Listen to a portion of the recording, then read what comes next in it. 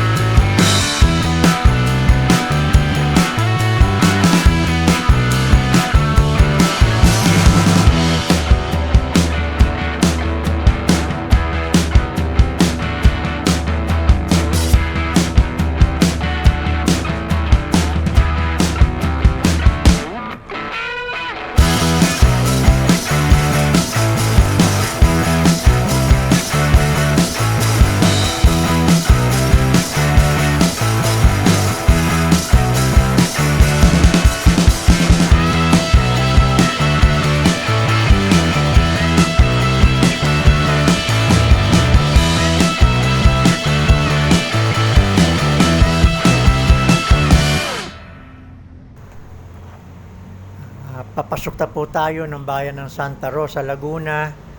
Dito na po tayo nabutan ng ulan at hindi na po huminto hanggang sa pag-uwi.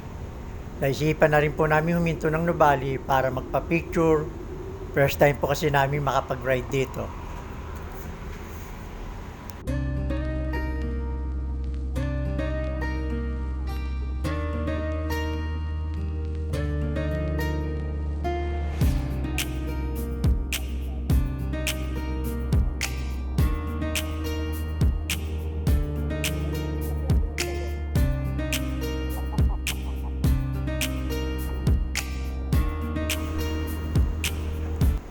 Along the way, nakapulot si Sir Algen ng payong at ginamit niya ito hanggang sa Marcos Mansion dahil ayaw daw niyang mabasa.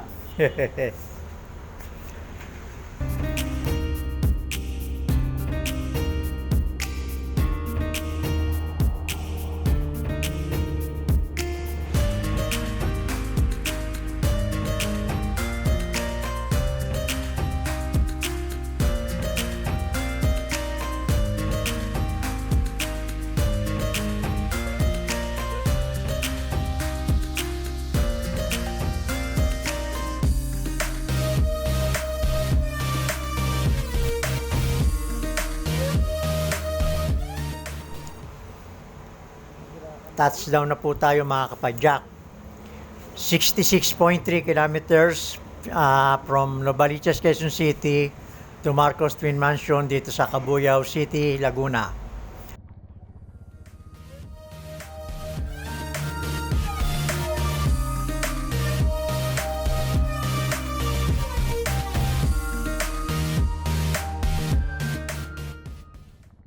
Ito na po ang Cabuyao Mansion, formerly Marcos Twin Mansion.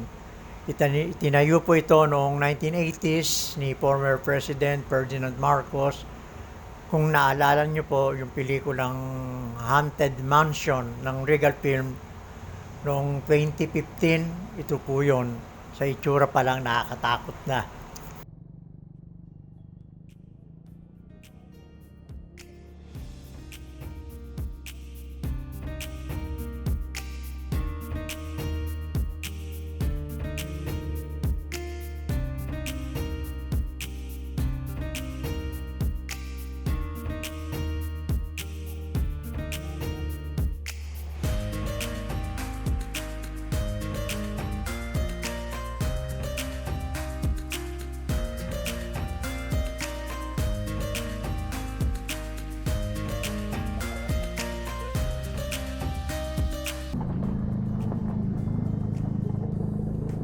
Okay. Pinangal na una. Yung gusto magkape na. Yes. Una. Kaping mainit para sa malamig na panahon.